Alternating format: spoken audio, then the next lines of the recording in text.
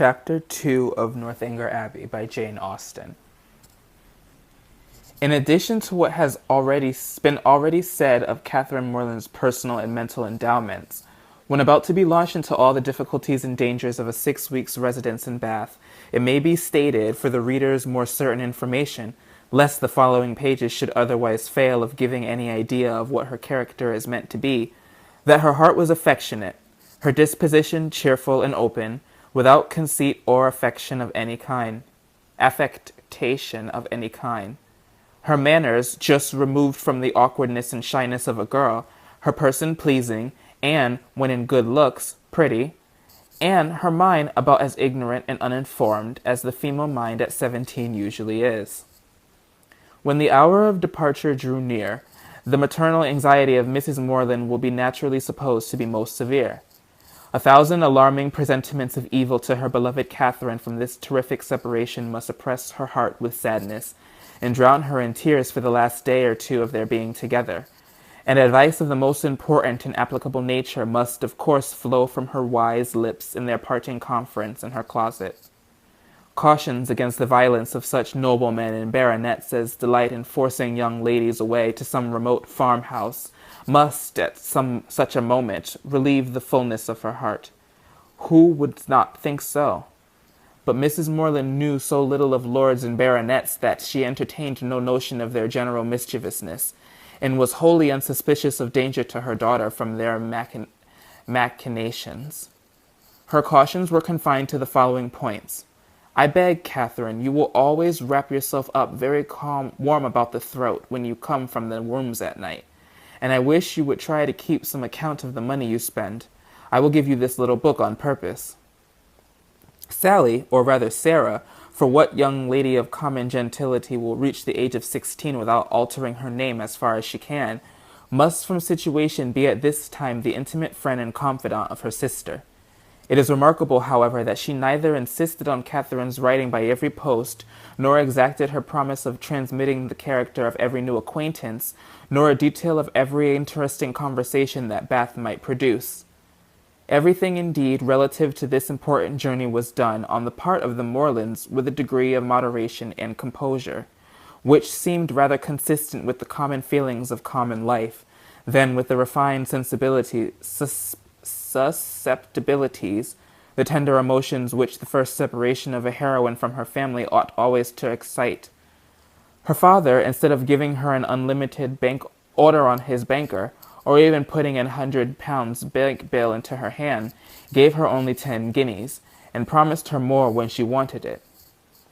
Under these unpromising auspices, the parting took place and the journey began. It was formed with suitable quietness and uneventful safety. Neither robbers nor tempest befriended them, nor one unlucky overturn to induce them to the hero. Nothing more alarming occurred than a fear, on Mrs. Allen's side, of having once left her clogs behind her at an inn, and that fortunately proved to be groundless. They arrived at Bath. Catherine was all eager delight. Her eyes were here, there, everywhere as they approached its fine and striking environs, and afterwards drove through those streets which conducted them to the hotel. She was come to be happy, and she felt happy already. They were soon settled in comfortable lodgings in Pulteney Street. It is now expedient to give some description of Mrs. Allen, that the reader may be able to judge in what manner her actions will hereafter attend to promote the general distress of the work, and how she will, probably, contribute to reduce poor Catherine to all the desperate wretchedness of which a last volume is capable, whether by her imprudence, vulgarity, or jealousy, whether by intercepting her letters, ruining her character, or turning her out of doors. Mrs. Allen was one of that numerous class of females whose society can raise no other emotion than surprise at there being any men in the world who could like them well enough to marry them. She had neither beauty, genius, accomplishment, nor manner. The air of a gentlewoman, a great deal of quiet, inactive good temper, and a trifling turn of mind were all that could account for her being the choice of a sensible, intelligent man like Mr. Allen. In one respect, she was admirably fit to introduce a young lady into public, being as fond of going everywhere and seeing everything herself as any young lady could be. Dress was her passion. She had a most harmless delight in being fine, and our heroine's entree into life could not take place until after 3 or 4 days had been spent in learning what was mostly worn, and her chaperone was provided with a dress of the newest fashion. Catherine, too, made some purchases herself, and when all these matters were arranged, the important evening came which was to usher her into the upper rooms. Her hair was cut and dressed by the best hand, her clothes put on with care, and both Mrs. Allen and her maid declared that she looked quite as she should do. With such encouragement, Catherine hoped at least to pass uncensured through the crowd. As for admiration, she was always very welcome when it came, but she did not depend on it.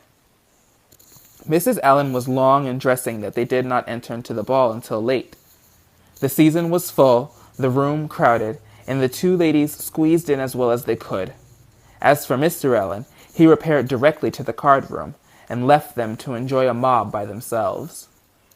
With more care for the safety of her new gown than for the comfort of her protégé, Mrs. Allen made her way through the throng of men by the door, as swiftly as the necessary caution would allow. Catherine, however, kept close at her side, and linked her arm too firmly within her friend's to be torn asunder by any common effort of a struggling assembly. But to her utter amazement, she found that to proceed along the room was by no means the way to disengage themselves from the crowd. It seemed rather to increase as they went on, where, as she imagined that when once fairly within the door, they should easily find seats and be able to watch the dances with perfect convenience. But this was far from being the case, and though by unwearied diligence they gained even the top of the room, their situation was just the same. They saw nothing of the dancers, but the high feathers of some of the ladies. Still they moved on. Something better was yet in view, and by a continued exertion of strength and ingenuity, they found themselves at last in the passage behind the highest bench. Here there was something less of a crowd than below, and hence Miss Morland had a comprehensive view of all the company beneath her, and of all the dangers of her late passage through them. It was a splendid sight, and she began for the first time that evening to feel herself at a ball. She longed to dance, but she had not an acquaintance in a room. Mrs. Allen did all she could do in such a case by saying very placidly, every now and then, "I wish you could get a dance, my dear. I wish you could get a partner." For some time her young friend felt obliged to her for these wishes, but they were repeated so often, and proved so totally ineffectual, that Catherine grew tired at last, and would think her no more. They were not long able, however, to enjoy the repose of the eminence they had so laboriously gained. Everybody was short in motion for tea, and they must squeeze out like the rest. Catherine began to feel something of disappointment. She was tired of being continually pressed against by people, the generality of whose faces possessed nothing to interest, and with all of whom she was so wholly unacquainted that she could not relieve the irksomeness of imprisonment by the exchange of a syllable with any of her fellow captives. And when at last arrived in the tea-room, she felt yet more awkwardness of having no party to join, no acquaintance to claim, no gentleman to assist them. They saw nothing of Mr. Allen, and after looking about them in vain for a more eligible situation, were obliged to sit down at the end of a table, at which a large party were already placed, without having anything to do there or anybody to speak to except each other. Mrs. Allen congratulated herself as soon as they were seated on having preserved her gown from injury. "It would have been very shocking to have it torn," she said. "Would not it? It is such a delicate muslin. For my part, I have not seen anything I like so well in this whole room, I assure you." "How uncomfortable it is," whispered Catherine, "not to have a single acquaintance here." "Yes, my dear," replied Mrs. Allen with perfect serenity. "It is very uncomfortable indeed." "What shall we do? The gentlemen and ladies at this table look as if they wondered why we came here. We seem forcing ourselves into their party." "Aye, so we do. That is very disagreeable. I wish we had a large acquaintance here." "I wish we had any. It would be somebody to go to." Very true, my dear. And if we knew anybody, we would join them directly. The Skinners were here last year. I wish they were here now. Had not we better go away as it is? There are no tea things for us, you see. No more there are, indeed. How very provoking. But I think we had better sit still, for one gets so tumbled in such a crowd. How is my head, my dear? Somebody gave me a push that has hurt it, I'm afraid. No, indeed, it looks very nice. But, dear Mrs. Allen, are you sure there is nobody you know in all this multitude of people? I think you must know somebody. I don't, upon my word, I wish I did. I wish I had a large acquaintance here with all my heart, but then I should get you a partner. I should be so glad to have you dance. There goes a strange-looking woman. What an odd gown she has got on. How old-fashioned it is. Look at the back.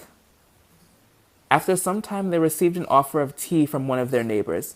It was thankfully accepted, and this introduced a light conversation with the gentleman who offered it, which was at the only time that somebody spoke to them during the evening, till they were discovered and joined by Mr. Allen when the dance was over. Well, Miss Morland, said he directly, I hope you have had an agreeable ball. Very agreeable indeed, she replied, vainly endeavoring to hide a great yawn. I wish she had been able to dance, said his wife.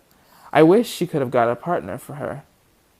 I have been saying how glad I should be if the Skinners were here this winter instead of last, or if the Perrys had come, as they talked of once. She might have danced with George Perry. I am so sorry she has not had a partner. We shall do better another evening, I hope, was Mr. Allen's consolation. The company began to disperse when the dancing was over, enough to leave space for the remainder to walk about in some comfort. And now was the time for a heroine who had not yet planned a very distinguished part in the events of the evening to be noticed and admired. Every 5 minutes, by removing some of the crowd, gave greater openings for her charms. She was now seen by many young men who had not been near her before. Not one, however, started with rapturous wonder on beholding her. No whisper of eager inquiry ran about the room, nor was she once called a divinity by anybody. Yet Catherine was in very good looks, and had the company only seen her 3 years before, they would now have thought her exceedingly handsome. She was looked at, however, and with some admiration, for in her own hearing 2 gentlemen pronounced her to be a pretty girl. 2 words had their due effect. She immediately thought the evening pleasanter than she had found it before. Her humble vanity was contented. She felt more obliged to the 2 young men for this simple praise than the true heroine would have been for 15 sonnets in celebration of her charms, and went to her chair in good humor with everybody, and perfectly satisfied with her share of public attention. End of chapter 2.